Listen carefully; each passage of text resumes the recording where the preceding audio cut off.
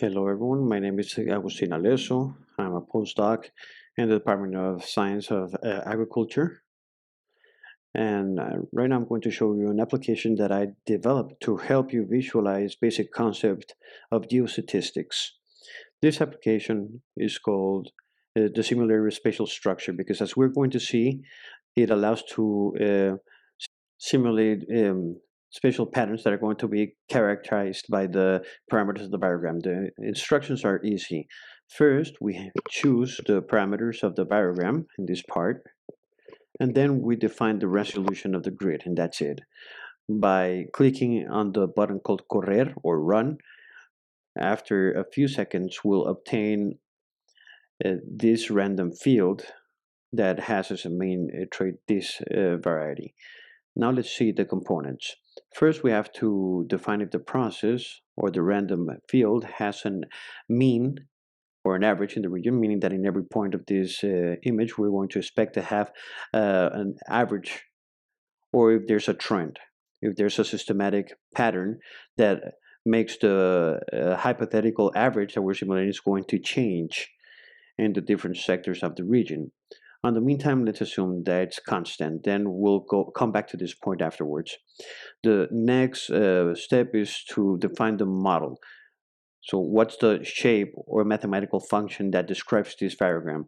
In this case, we have three different options: spheric, Gaussian, and exponential. These are the most common models that are used, but there are many others. If we change the model, we'll notice that the shape of the variogram is going to change. In this case, for example, in exponential, we can see that it increases very fast. As the distance increases, the variance, the difference between the points starts to increase, and then that growth reaches a peak. In the case of the spheric, the variance grows very fast in a slower rate than exponential, and it starts to deaccelerate. And finally, the Gaussian that has a slow growth initially, then it's linear, and finally it deaccelerates. Once the model has been defined, we're going to choose the spherical model. We can start to play with other parameters of the variogram.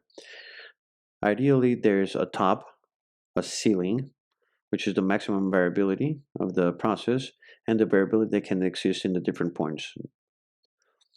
That's how you reach the maximum ceiling. That's called range. In this case, the range is approximately at 30 units of distance.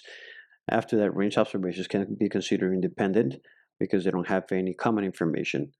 On the other, contrary to that, from that range down to the zero distance, the amount of information that's shared is more and more, meaning that the semivariance is lower, meaning that the correlation increases. This range is called the scope of spatial dependence. If we change the control, the variogram is going to have the same spherical shape, but the attribute will change, and the variance is going to stabilize in different distances. In this case, we're going to leave it in 30. Another component of the variogram would be the dot effect that relations the origin, where the variogram begins, with the total variance. In this case, the dot effect is 10%, meaning that it's 0.1 in the origin point. That means that we have 10% of semivariance that does not depend on the distance, because regardless of the distance, the semivariance is going to be constant. If we increase this proportion, the variogram is going to begin in different points. In this case, we have 50% of variance that's not explained by the distance, and we have a 50% of total variation that is explained by the distance with this spherical model. The more the dot effect, more variance there is going to be. In the meantime, let's leave it in 30. This means that there's a 70% of variance. Once the variogram has been defined, finally we'll define the size of the prediction grid. In this case, we have 4 size of pixel, but we can play between 1 and 5. The larger the spatial resolution, the quality is going to be better, but the process is going to be slower. So now we're ready to simulate. We click on the Run button, And after a few minutes of doing the process, we'll obtain the result. This field that has a constant average with a spherical model with a range of 30 units and a variance of 70, or a dot effect of 30%. As we can see in this image, there are defined patterns with places where there are low values and high values. And there's another pattern, which is the random effect that's determined by the amount of a dot effect. We can see that there are dots with low values mixed with high values. If we want to obtain another field like this, we can uncheck this box and then we run again, and we'll obtain patterns with similar size but with different locations. Every time that we run the simulation, there's a different response. But all of these have something in common, which is the underlying model that generates these values of the variable. Now let's see what happens if we remove the dot effect. If we bring it down to zero, we can see that the variogram starts from the origin point, and the semivariance grows until reaching the ceiling of 30. If we run these parameters, we can notice that there are going to be patterns that are similar to the last ones when the size and the distribution, in terms of size and distribution, but we don't have that random noise. Being able to see the spatial patterns more clearly. Now let's see what happens if we increase the range. Instead of having 30 units, let's raise it to 90 units. In this case, we see that the values of the variable are more grouped. We have more defined zones with high values and low values, and the patterns have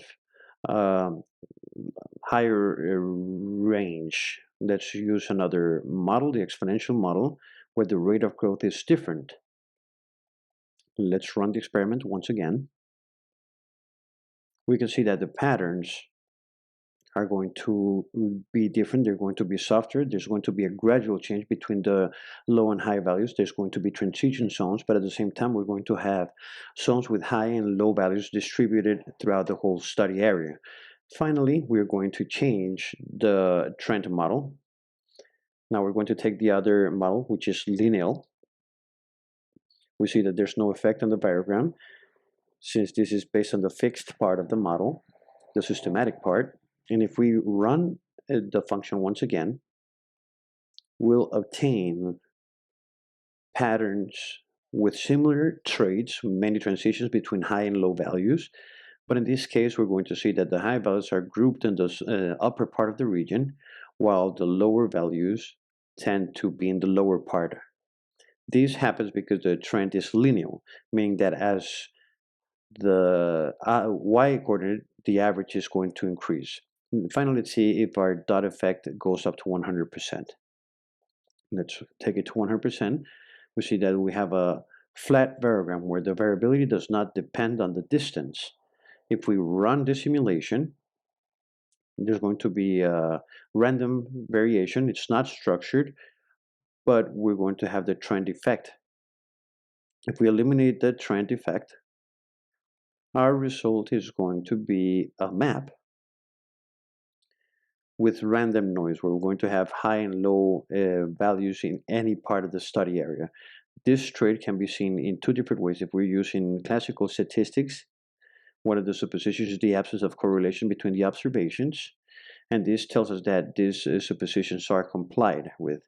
However, if we're interested in seeing the spatial correlation and apply interpolation techniques to generate a continuous surface, this type of variogram would be a bad sign, because the process is being observed at a scale where the correlation cannot be captured by our sample. So I'm going to leave this application. Hopefully it's going to be useful. The code of this app is in my personal repository in case you have any comment or suggestion.